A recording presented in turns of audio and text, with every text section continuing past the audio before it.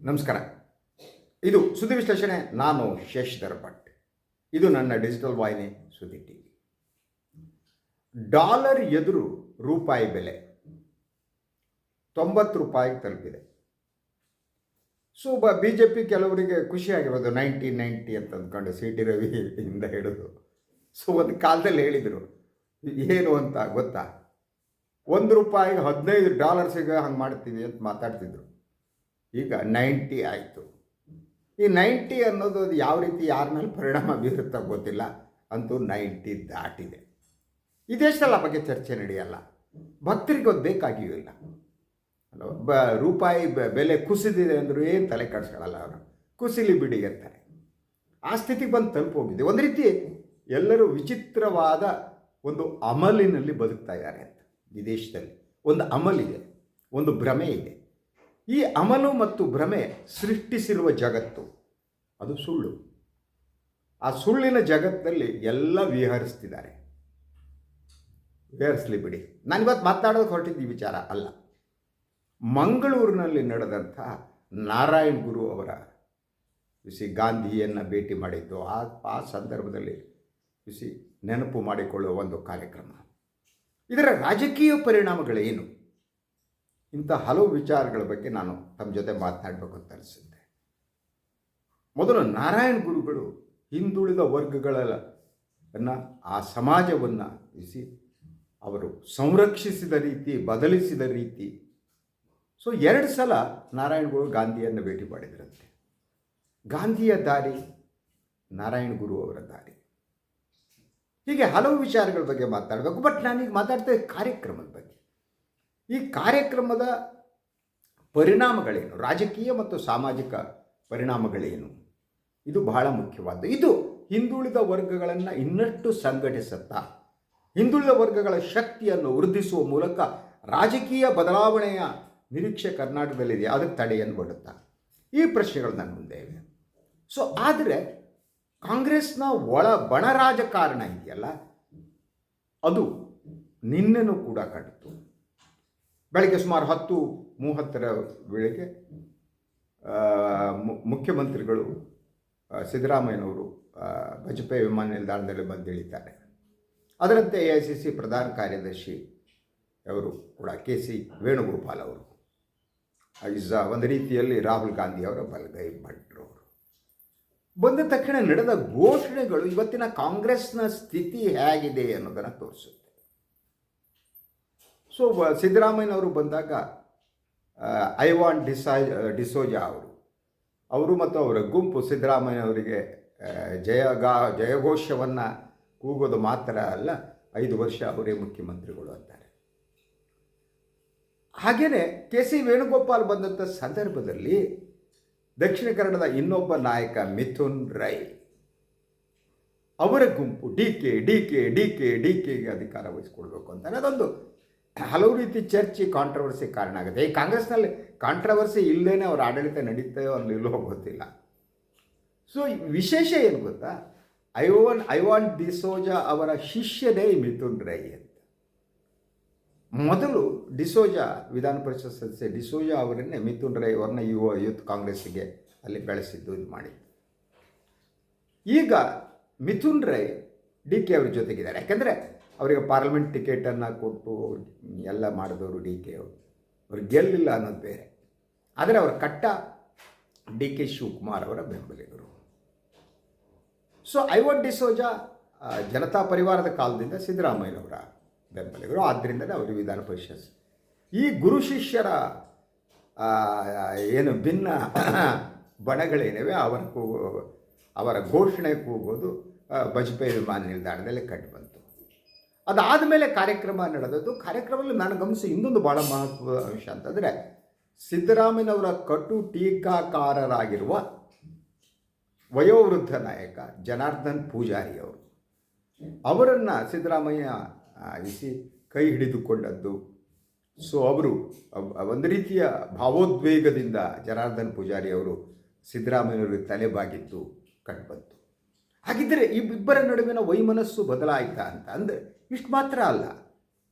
ಈ ಕಾರ್ಯಕ್ರಮ ಏನಿದೆ, ನಾರಾಯಣ ಗುರುಗಳು ಕೇರಳ ಮತ್ತು ಕರ್ನಾಟಕದಲ್ಲಿ ಈಡಿಗ ಸಮುದಾಯವನ್ನು ಅವರು ಸಾಮಾಜಿಕ ಪಿಡುಗುಗಳಿಂದ ಇನ್ನೊಂದರಿಂದ ಹೊರಗೆ ತಂದದ್ದು, ಮದ್ಯಪಾನ ಇನ್ನೊಂದು ವಿರೋಧಿಸಿ ಇಡೀ ಸಾಮಾಜಿಕ ಪರಿವರ್ತನೆಯ ಹರಿಕಾರ ನಾರಾಯಣ ಗುರುಗಳು.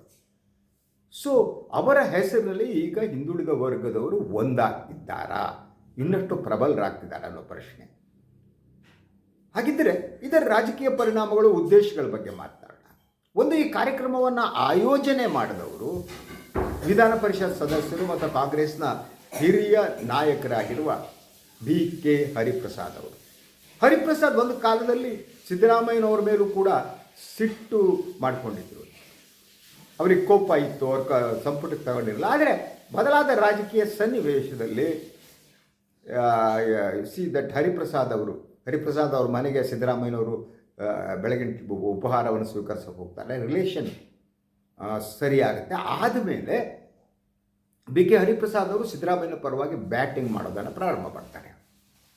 ಅದಾದ ಮೇಲೆ ಸಿದ್ದರಾಮಯ್ಯ ಮತ್ತು BK ಹರಿಪ್ರಸಾದ್ ಅವರ ಸಂಬಂಧ ಸುಧಾರಿಸ್ತಾ ಒಂದು ರೀತಿಯಲ್ಲಿ ದೆಹಲಿ ಮಟ್ಟದಲ್ಲಿ ಸಿದ್ದರಾಮಯ್ಯನವರ ರಕ್ಷಕರ ಪಾತ್ರವನ್ನೇ BK ಹರಿಪ್ರಸಾದ್ ಮಾಡೋದಕ್ಕೆ ಪ್ರಾರಂಭ ಮಾಡ್ತಾರೆ.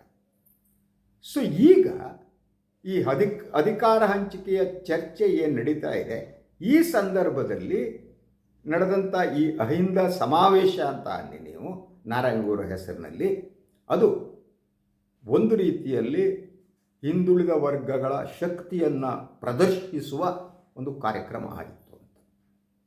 ಈ ಕಾರ್ಯಕ್ರಮದಲ್ಲಿ KC ವೇಣುಗೋಪಾಲ್ ಅವರು ಪಾಲ್ಗೊಂಡಿದ್ದು ಅದಕ್ಕೆ ಇನ್ನೊಂದು ಆಯಾಮವನ್ನು ನೀಡಿತು. ಯಾಕೆಂದರೆ KC ವೇಣುಗೋಪಾಲ್ ರಾಹುಲ್ ಗಾಂಧಿಯವರಿಗೆ ಹತ್ತಿರ ಇಬ್ಬರ ಆಲೋಚನೆ ಒಂದೇ ರೀತಿ ಇದೆ ಅಂತ. ಆ ಕಾರ್ಯಕ್ರಮದಲ್ಲಿ ಏನು ಮಾತನಾಡಿದ್ರು ಬಿಟ್ಟಿದ್ರು ಬೇರೆ. ಆದರೆ ಪ್ರತ್ಯೇಕವಾಗಿ KC ವೇಣುಗೋಪಾಲ್ ಮತ್ತು ಸಿದ್ದರಾಮಯ್ಯ ಸುಮಾರು ಅರ್ಧ ಗಂಟೆಗೂ ಹೆಚ್ಚು ಕಾಲ ಚರ್ಚೆ ನಡೆಸಿದರು. ಆ ಚರ್ಚೆಯ ವಿಷಯ ಅಧಿಕಾರ ಹಂಚಿಕೆಯ ವಿಚಾರಣೆ ಆಗಿರುತ್ತೆ. ಆದರೆ ಹೆಚ್ಚಿನ ಮಾಹಿತಿ ಇನ್ನೂ ಹೊರಗಡೆ ಬಂದಿಲ್ಲ. ಅವರು ಚರ್ಚೆ ನಡೆಸ್ತಾರೆ. ನಂತರ ಕಾರ್ಯಕ್ರಮ ನಡೆಯುತ್ತೆ. ಹಿಂದುಳಿದ ವರ್ಗದವರೆಲ್ಲ ಒಂದು ರೀತಿಯಲ್ಲಿ ಒಗ್ಗೂಡಿಸುವ, ಬಲ ಪ್ರದರ್ಶಿಸುವ ಒಂದು ಯತ್ನ.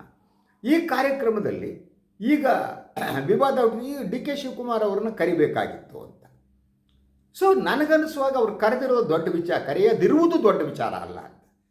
ಯಾಕೆಂದರೆ ಅದು ಒಂದು ರೀತಿಯಲ್ಲಿ ಅಹಿಂದ ಸಮಾವೇಶ ಇದ್ದಾಗೆ DK ಶಿವಕುಮಾರ್ ಅಹಿಂದ ಅಲ್ಲ. ನಾವು ಅಹಿಂದ ಅಂತೇಳಿ ನಿರ್ಮಲಾನಂದ ಸ್ವಾಮಿಗಳು, ಇನ್ನೊಬ್ಬರು ಯಾರೋ ಸ್ವಾಮಿಗಳೆಲ್ಲ ಹೇಳಿದ್ರು, ಒಕ್ಕಲಿಗರೆಲ್ಲ. ಆದರೆ ಒಕ್ಕಲಿಗರು ಅಹಿಂದ ಗುಂಪಿನಲ್ಲಿ ಬರೋದಿಲ್ಲ. ಪ್ರಬಲ ಜಾತಿ ಇದೆ, ಪವರ್ಫುಲ್ ಅಲ್ವಾ. ಹಲವು ಮುಖ್ಯಮಂತ್ರಿಗಳನ್ನು ನೀಡಿದ್ದಾರೆ, ಇನ್ನೊಂದು ಮಾಡಿದ್ದಾರೆ. ಅದರಿಂದ ಅವರು ಅಹಿಂದ ಅಲ್ಲ. ಆದರೆ ಆ ಅಹಿಂದ ಅಲ್ಲ ಅನ್ನುವ ಕಾರಣಕ್ಕೆ ಅವ್ರನ್ನ ಕರೆದಿಲ್ಲದೆ ಇರಬಹುದು. ಮತ್ತು ಇವರು ಶಕ್ತಿ ಪ್ರದರ್ಶನ ಮಾಡಿದ್ರೆ ಅಹಿಂದ ಯಾರು ವಿರುದ್ಧ ಮಾಡಬೇಕು? ಸಿಂಪಲ್ ಅಲ್ವಾ. ಈಗ ಅಹಿಂದ ಸಮುದಾಯಕ್ಕೆ ಒಂದು ಮುಖ್ಯಮಂತ್ರಿಯ ಸ್ಥಾನ ಸಿಕ್ಕಿದೆ ಅಂತಾದರೆ, ಅದು ತಪ್ಪೋಗುತ್ತೆ ಅಂತಾದರೆ, ಆ ಸ್ಥಿತಿ ಬಂದಿದೆ ಅಂತಾದರೆ, ತಮ್ಮ ಶಕ್ತಿ ಪ್ರದರ್ಶನ ಆ ಕಾರಣಕ್ಕೆ ಅವ್ರು ಮಾಡ್ತಾ ಇದ್ದಾರೆ ಅಂತಾದರೆ, ಇದನ್ನು ಮಾಡೋದಕ್ಕೆ ಒಂದು ಹೈಕಮಾಂಡಿಗೆ ಕಳಿಸುವಂಥ ಒಂದು ಸಂದೇಶ, ಇನ್ನೊಂದು DK ಶಿವಕುಮಾರ್ ಅವರಿಗೆ ಕೊಡುವ ಸಂದೇಶ. ಆದ್ದರಿಂದ DK ಶಿವಕುಮಾರ್ ಅವ್ರನ್ನೇ ಕರೆದು ಇಲ್ಲಿ ಮಾಡೋದಕ್ಕೆ ಸಾಧ್ಯ. ಅದ್ರ ಜೊತೆಗೆ ಇದು ಸರ್ಕಾರಿ ಕಾರ್ಯಕ್ರಮ ಕೂಡ ಅಲ್ಲ, ವೈಯಕ್ತಿಕ ಮಾಡಿ ಯಾವ ಸಂದೇಶವನ್ನು ಕೊಡಬೇಕಾಗಿತ್ತೋ ಆ ಸಂದೇಶವನ್ನು ನಿನ್ನೆ ಕಾರ್ಯಕ್ರಮ ಕೊಡ್ತಾ, ಇದು ಕ್ವೆಶ್ಚನ್. ಸೊ ಒಂದು ಕಡೆ ಈ ಮಂಗಳೂರಿನಲ್ಲಿ ಕಾರ್ಯಕ್ರಮ ನಡೀತಾ ಇದ್ದರೆ ದಿಢೀರಾಗಿ DK ಶಿವಕುಮಾರ್ ದೆಹಲಿಯ ವಿಮಾನ ಹತ್ತಿದ್ದು. ಆ್ಯಕ್ಚುಲಿ ಅವರು ದೆಹಲಿ ವಿಮಾನವನ್ನು ಹತ್ತಾರೆ ಅಂದ್ಕೊಂಡಿರಲಿಲ್ಲ. ಅವರು MP ಗಳನ್ನ ಸಭೆ ಕರಿಬೇಕು, ನಾನು ಮುಖ್ಯಮಂತ್ರಿ ಹೋಗ್ತೀವಿ ಅಂತ ಇದ್ದಕ್ಕಿದ್ದಾಗೆ. ಸೊ ನಿನ್ನೆ ಇದು is yet to be confirmed. ಏನು ಅಂತಂದರೆ, ಸೊ ಸೋನಿಯಾ ಗಾಂಧಿಯವರನ್ನು ಭೇಟಿ ಪ್ರಿಯಾಂಕಾ ಮತ್ತು ಸೋನಿಯಾ ಗಾಂಧಿ ಅವ್ರನ್ನ ಭೇಟಿ ಮಾಡೋದಕ್ಕೆ DK ಶಿವಕುಮಾರ್ ಟ್ರೈ ಮಾಡ್ತಿದ್ದಾರೆ ಅಂತ. ರಾಹುಲ್ ಗಾಂಧಿ ಅವರು ಭೇಟಿ ಮಾಡೋಕ್ಕೆ ಟ್ರೈ ಮಾಡಿದ್ರು ಸಾಧ್ಯ ಆಗಿಲ್ಲ. ಹಾಗಿದ್ದರೆ ನಿನ್ನೆ ಏನಾದರೂ ಸೋನಿಯಾ ಗಾಂಧಿ ಅವರ ಸೂಚನೆ ಬಂತ DK ಅವರಿಗೆ, ಬಂದು ನೋಡಿ ಅಂತ.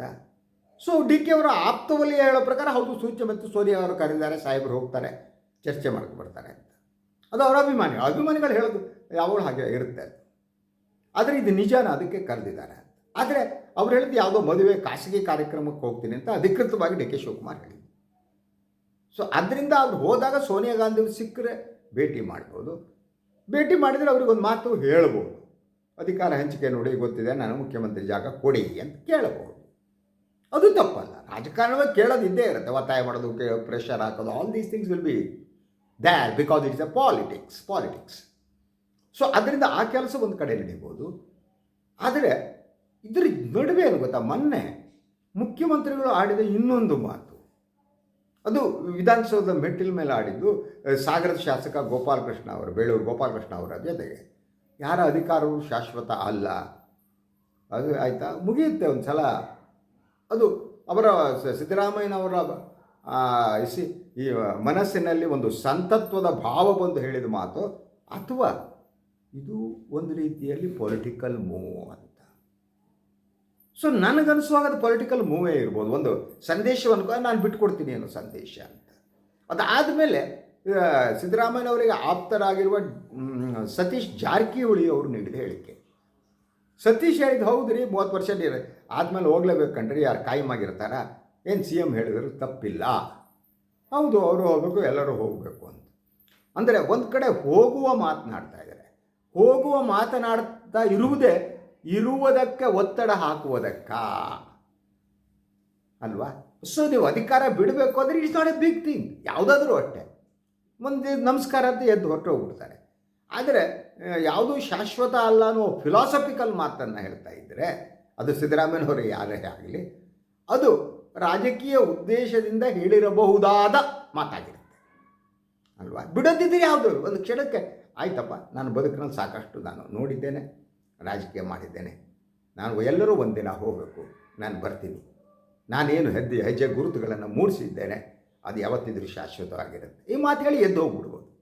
ಅದರಿಂದ ಎದ್ದು ಹೋಗುವವರು ಎದ್ದು ಹೋಗುವ ಬಗ್ಗೆ ಮಾತನಾಡ್ತಾರಾ ಅಥವಾ ಹಾಗೆ ಎದ್ದು ಹೋಗ್ತಾರಾ ಅನ್ನೋದು ಪ್ರಶ್ನೆ. ಸೊ ಅದರಿಂದ ಸಿದ್ದರಾಮಯ್ಯನವರು ನಿನ್ನೆ ಆಡಿರುವ ಮಾತುಗಳೇನಿವೆ, ಆ ಮಾತುಗಳು ನನಗನ್ನಿಸುವ ಹಾಗೆ ಅದೊಂದು ರಾಜಕೀಯ ಚಾಣಾಕ್ಷತೆಯ ಅಥವಾ ಒಂದು ಸಂದೇಶ ಕೊಡುವ ಯತ್ನ ಕೂಡ ಆಗಿರ್ಬೋದು. ಯಾಕೆಂದರೆ ಮಂಗಳೂರು ನಡೆದ ಕಾರ್ಯಕ್ರಮ ಇನ್ನೊಂದು ಮೆಸೇಜನ್ನು ಕೊಡೋದರಿಂದ ಆ ಮೆಸೇಜಿಗೂ ಈ ಮೆಸೇಜಿಗೂ ಕಾಂಟ್ರಡಿಕ್ಷನ್ ಇದೆ ಅಂತ. ನೀವು ಎಲ್ಲವನ್ನ ಬಿಟ್ಟು ಎದ್ದು ಹೋಗೋದಿದ್ದರೆ ಹಿಂದುಳಿದ ವರ್ಗಗಳ ಒಂದು ಈ ಸಮಾವೇಶನೋ ನಾರಾಯಣ ಬೇಕಾಗಿತ್ತು ಅನ್ನೋ ಪ್ರಶ್ನೆ ಕೂಡ ಬರುತ್ತೆ. ಅದರಿಂದ ಇದೆಲ್ಲ ಸರಳವಾಗಿಲ್ಲ ಅಂತ. ಇದು ರಾಜಕಾರಣ ಬ್ಲ್ಯಾಕ್ ಆ್ಯಂಡ್ ವೈಟ್ ಅಲ್ಲ ಕಣ್ರಿ, ಇದು ಅದಕ್ಕೆ ಹಲವು ಬಣ್ಣಗಳಿರ್ತವೆ, ಬರೀ ಕಪ್ಪು ಬಿಳುಪಾಗಿರಲ್ಲ, ಮೂವುಗಳಿರ್ತವೆ. ಅದು ಒಂದು ರೀತಿಯಲ್ಲಿ ವಿಚಿತ್ರ ಆಟ, ರಾಜಕಾರಣ ಅನ್ನೋದು ವಿಚಿತ್ರ ಆಟ. ಅದು ಒಂದು ಸಲ ಚೆಸ್ಸಿನಂತೆಯೋ, ಇನ್ನೊಂದು ಸಲ ಕ್ರಿಕೆಟ್ನಂತೆಯೋ, ಮತ್ತೊಂದು ಸಲ ಫುಟ್ಬಾಲ್ನಂತೆಯೋ ಕಾಣ್ತಾ ಹೋಗುತ್ತೆ. ಆದರೆ ಅದು ಇದ್ಯಾವುದು ಆಗಿರಲ್ಲ. That is a thing. ಅದರಿಂದ ಮುಂದಿನ ಬೆಳವಣಿಗೆ ಏನಾಗುತ್ತೆ, ಲೇಟೆಸ್ಟ್ ಈ ಡಿಸೆಂಬರ್ನಲ್ಲಂತೂ ಏನಾಗಲ್ಲ, ತಲೆ ಕೆಡಿಸ್ಕೊಳ್ಳಿ, ಯಾರು ಏನೇ ಅನ್ನಲಿ, ಮೇನ್ ಸ್ಟ್ರೀಮ್ನವರು ಇನ್ನೊಬ್ಬರು ಕುಣಿದಾಡಲಿ, ನನಗನ್ಸುವಾಗಿ ಡಿಸೆಂಬರ್ನಲ್ಲಂತೂ ಬದಲಾವಣೆ ಆಗಲ್ಲ. ಆದರೆ ರಾಜಕೀಯ ಪರಿಸ್ಥಿತಿ ಅನ್ನೋದು ಅದು ಇದೇ ರೀತಿ ಇರುತ್ತೆ ಅಂತ ಹೇಳೋಕ್ಕಾಗಲ್ಲ. ಮತ್ತು ರಾಜಕಾರಣದಲ್ಲಿ ಸ್ಥಿರತೆ ಇದೆಲ್ಲ ಸುಳ್ಳುಗಳು, ಭ್ರಮೆಗಳು. ಸ್ಟ್ಯಾಬಿಲಿಟಿ ಇರುತ್ತೋ ಇಲ್ವೋ ಗೊತ್ತಿಲ್ಲ. ಇವತ್ತಿನ ರಾಜಕಾರಣದಲ್ಲಿ ಸ್ಟ್ಯಾಬಿಲಿಟಿ ಅನ್ನೋದು ಯಾವ ಬಿಸಿಲು ಕುದುರೆ ಅಷ್ಟೇ. ಅದರಿಂದ ಏನಾಗುತ್ತೆ ಗೊತ್ತಿಲ್ಲ. ಬಟ್ ನನಗನ್ಸುವಾಗೆ ಈ ಡಿಸೆಂಬರ್ ತಿಂಗಳಿನಲ್ಲಂತೂ ಈ ಅಧಿಕಾರ ಹಂಚಿಕೆ ಅಥವಾ ಅಧಿಕಾರ ಸೂತ್ರ ಅಥವಾ ಮುಖ್ಯಮಂತ್ರಿ ಬದಲಾವಣೆ ಆಗಲ್ಲ ಅಂತ. Let us wait and see. ಇದು ಇವತ್ತಿನ ಸುದ್ದಿ ವಿಶ್ಲೇಷಣೆ. ಇನ್ನೊಂದು ವಿಚಾರದಾಗ ಮತ್ತೆ ಬರ್ತೀನಿ. ನಾನು ವಾಯಿನ್ ಲೈಕ್ ಮಾಡಿ, ಸಬ್ಸ್ಕ್ರೈಬ್ ಮಾಡಿ, ಬೆಲ್ ಐಕಾನ್ ಪ್ರೆಸ್ ಮಾಡೋದು ಮರಿಬೇಡಿ. ಹಾಗೇನೆ ಸಾಧ್ಯ ಆದರೆ ಮಾಡಿ, ಸಹಾಯ ಮಾಡಿ. ಸ್ವತಂತ್ರ ಪತ್ರಿಕೋದ್ಯಮವನ್ನು ಉಳಿಸಿ ನನ್ನನ್ನು ಆಶೀರ್ವದಿಸಿ. ನಮಸ್ಕಾರ.